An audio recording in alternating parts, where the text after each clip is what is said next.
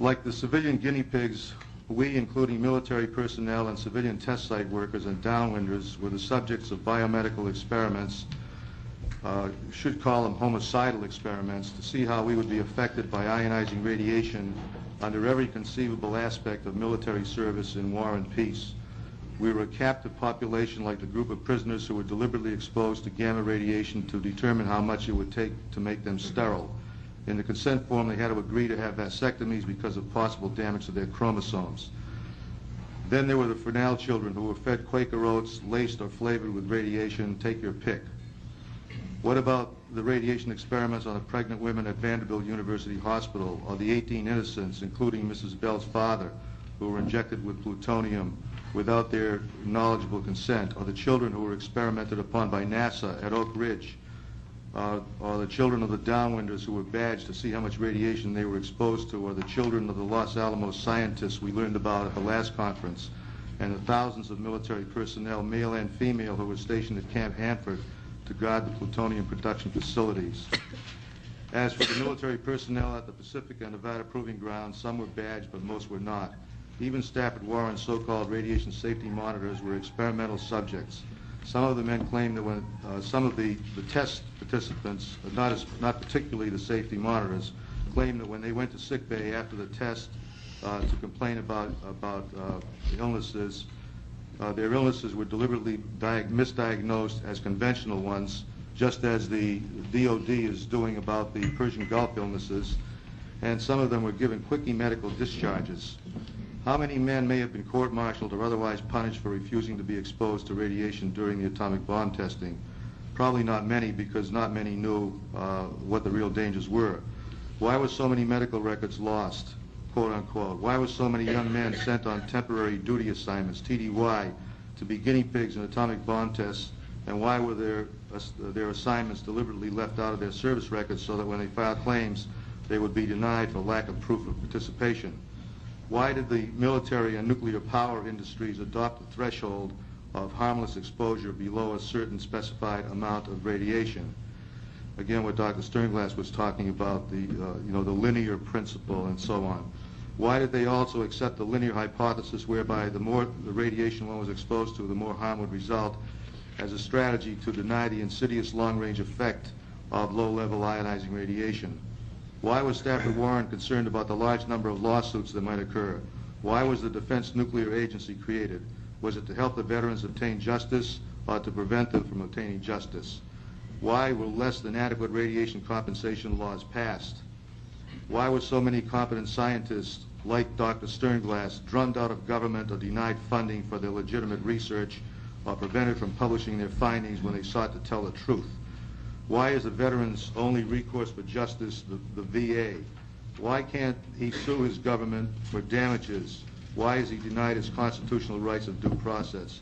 It's because of a Supreme Court decision reached just after World War II called the Ferris Doctrine, when a serviceman tried to sue the government for injuries he suffered while in the service, and he was turned down because of the principle of sovereign immunity for the government, which immunizes it against suits by servicemen. Why was the Price-Anderson Act passed in 1957 to protect the utility companies from full financial liability for nuclear disasters? Why was the Warner Amendment enacted to immunize government contractors involved in the nuclear bomb testing from being sued by injured servicemen? My overriding concern, already mentioned before this committee by Cooper Brown, Cliff Honecker, Pat Brody, and others, is that this committee's findings may fall short of producing the evidence that will support the claims of the thousands of atomic veterans who believe that they were experimental subjects in the same context as all the other subjects who were injected with radioactive substances in order to prepare this country for nuclear warfare. It is clear that every test was designed to test the succession of nuclear devices and the military personnel involved. I'll give you an example. After Operation Crossroads, it was determined that on the ships, the target ships, that objects that were painted lighter in color showed less radioactivity than objects that were painted darker in color.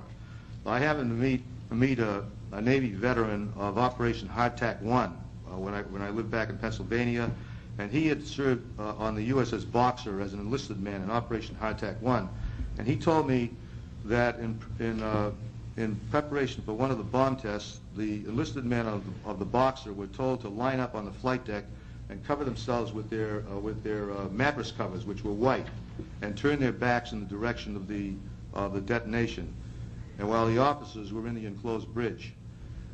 This is what he told me, and he said that when the bomb went off, they could feel the heat, the blast, see the bones in their arms, and he said that not long after that, his hair began to fall out. He was only 18. When he went aboard the Boxer, he had a full head of bright, flaming red hair. His hair fell out, then his teeth began to fall out, and now he frequently has cysts on his body that have to be removed. And we hear this constantly from veterans, the same story about the teeth, the hair, and the cysts. And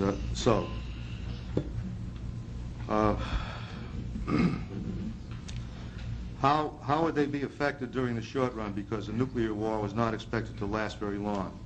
National survival was the compelling reason for these tests, according to the test planners. J. Robert Oppenheimer, when he learned that post-war nuclear bomb tests were being planned, he insisted that the testing could be done with models and could be done theoretically, but he was overridden. Long wars were a thing of the past. The Gulf War is a case in point. If even one of the cruise missiles used was nuclear tipped, how long would that war have lasted, and what would the human damage have been? Why isn't the veteran given the benefit of the doubt when his claim is being adjudicated as the law stipulates?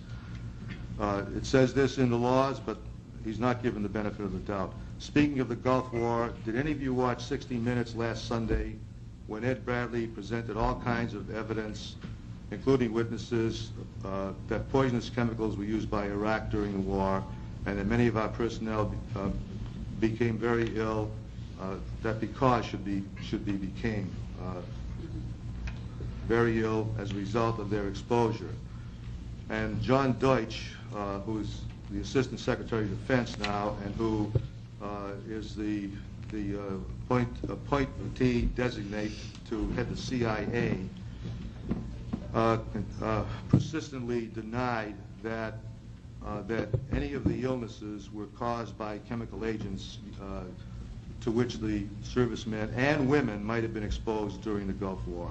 And I've heard too much testimony to the contrary, and I was also both disappointed and shocked that the use of depleted uranium during the Gulf War was not mentioned even once. And I've heard testimony at a conference that I went to in Jonesboro, Tennessee, a few months ago, by participants who claimed that their health was seriously impaired by depleted uranium. And so that I was very disappointed in that 60 Minutes presentation, but I was not surprised to hear the testimony of John Deutsch. And he was obviously lying. And when he was the provost of MIT, one of his jobs was to get as much money from the Pentagon as possible to finance MIT defense research. He also happened to be on the executive board of SAIC, the Science Science Applications International Corporation Incorporated, which is a contractor for the Defense Nuclear Agency to provide dosage reconstructions, which are invariably low and used by the VA to shoot down veterans' claims. This committee has determined that all of the nuclear bomb test series in the Pacific and Nevada, only Operation Red Wing was experimental because the military aircraft that were flown through the mushroom clouds were not equipped with the filters used to collect air samples. If they were equipped with filters, I suppose their missions would not have been regarded as experimental. As of this moment, this is when I wrote this, to the best of my knowledge, none of the other tests have been deemed experimental by this committee. I hope this will change.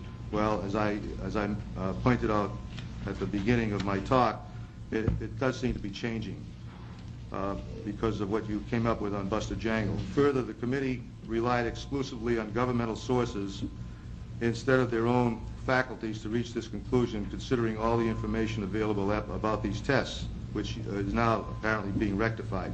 Can you imagine the uproar that would ensue when participants in the other test series learned that the tests they were in were not considered experimental. Well, as I pointed out at the beginning of my talk, it does seem to be changing because of what you came up with on Buster Jangle. Further, the committee relied exclusively on governmental sources instead of their own faculties to reach this conclusion, considering all the information available about these tests, which is now apparently being rectified. Can you imagine the uproar that would ensue when participants in the other test series learned that the tests they were in were not considered experimental?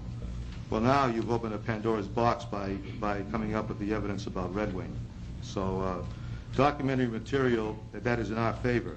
Documentary material has been presented to this committee stating that urine samples were to be obtained from all the test participants, which of course were not obtained from the vast majority of the test participants. Why are urine samples taken? Are they taken to see how much radiation remains in the body? Are they taken to determine how the ingested radiation affects the subject's health? We think the urine samples, if they are taken, have been taken, were to determine that how little was left in the body, despite the damage what was excreted previously caused. I was a test participant in Operation Crossroads at Bikini in July 1946. One of my crewmates recently informed me, I hadn't seen him for years, recently informed me that he was told not to look at the atomic detonation because he might suffer serious radiation injury. I'm talking about Test Able, the bomb that shows on the cover of this newsletter. I, on the contrary, recall being out on the deck of the same vessel, a floating dry dock, which had been towed to a presumably safe distance when it was announced over the PA system that if we wanted to see the detonation of Test Able, we should look in a certain direction and listen to the countdown over the PA system. We were not issued protective goggles, even though I later learned that a special directive to that effect had been issued to all the ships assigned to the test.